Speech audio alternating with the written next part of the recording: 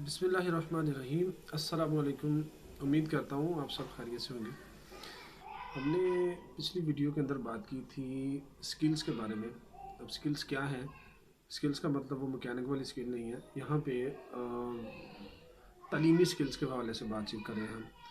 हाँ, जो है मौलाना रूम रहमतुल्लाहि ताला अलैह फरमाते हैं कि ये तीन चीज़ों का मजमूआ है। एक तो गोश्त है, दूसरा इसकी हड्डियाँ हैं, और तीसरा इसके अंदर थिंकिंग होती है, इसकी जो सोच होती है।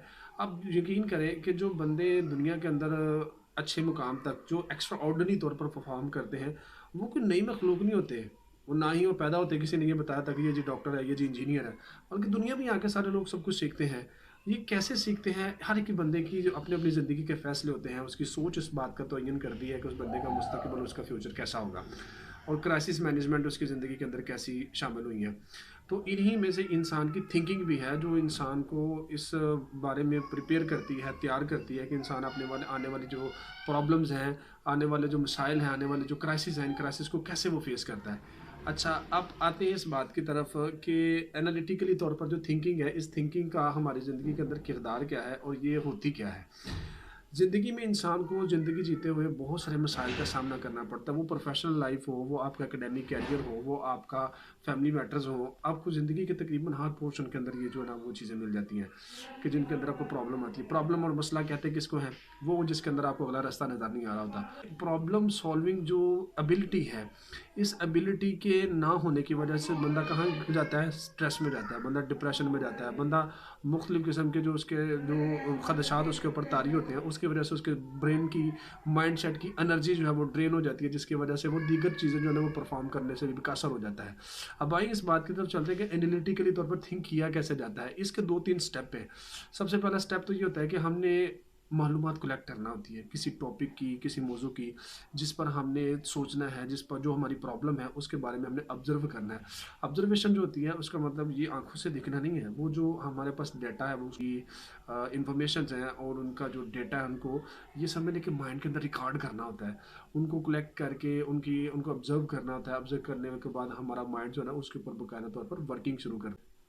इसकी मिसाल यूँ समझ लीजिए कि मिसाल के तौर पे हमें मसला पेश आया कि हमारा जो है वो हार्ट है, इसका हमें प्रॉब्लम पेश आ रहा है। ठीक है जी, हम सबसे पहले तो क्या करेंगे कि ये हार्ट प्रॉब्लम हुआ क्यों है। हार्ट प्रॉब्लम पे गौर करेंगे कि हमारा जो डाइट प्लान है इसके अंदर वो जो है कोलेस्ट्रॉल लेवल की जो ख़राब करने वाली चीज़ें हमने वो शामिल कर ली हुई हैं। हम वो जो फ्राई चीज़ें हैं वो ज़्यादा इस्तेमाल कर रहे हैं। ये हमारी ज़िंदगी के अंदर कुछ ऐसे फैक्टर्स हमने ऐड किए हुए हैं, जैसे हमारा अनहेल्दी लाइफस्टाइल है, जैसे बैठे रहना है और मुसलसल काम करते जाना है, वर्किंग नहीं है, एक्सरसाइज नहीं है। तो ये सारी इन्फॉर्मेशन होंगी। अब ये सारी इन्फॉर्मेशन बंदा अपने ब्रेन में कलेक्ट करेगा। तो ये प्रॉब्लम है ना, हार्ट की प्रॉब्लम आ गई, हार्ट अटैक होने का जो मसला पेश आया, या हार्ट की बीमारी आ गई, हार्ट फेलियर की तरफ बंदा जा रहा है, मुख्तलिफ किस्म की और भी हार्ट की कई प्रॉब्लम होती है। तो अब ये देखिए, जब बंदा इस मसले पे आया तो इस मसले को सॉल्व करना है, इसकी प्रॉब्लम की हमें सोल्यूशन इसका निकालना है, तज्जिया करना होता है। जब हम प्रॉब्लम का तज्जिया करते हैं, इसको समझने की कोशिश करते हैं, तो फिर हमारे पास हमारा माइंड जो है ना ऑटोमेटिकली तौर पर हमें सोल्यूशन जनरेट करके दे देता है। ये थोड़ा सा माइंड सेट को समझने वाली बात है। माइंड सेट का दौर है, और इस दौर में अगर हम इसको थोड़ा सा मज़ीद फॉलो करें तो अल्हम्दुलिल्लाह हम इसमें मज़ीद आगे जा सकते हैं।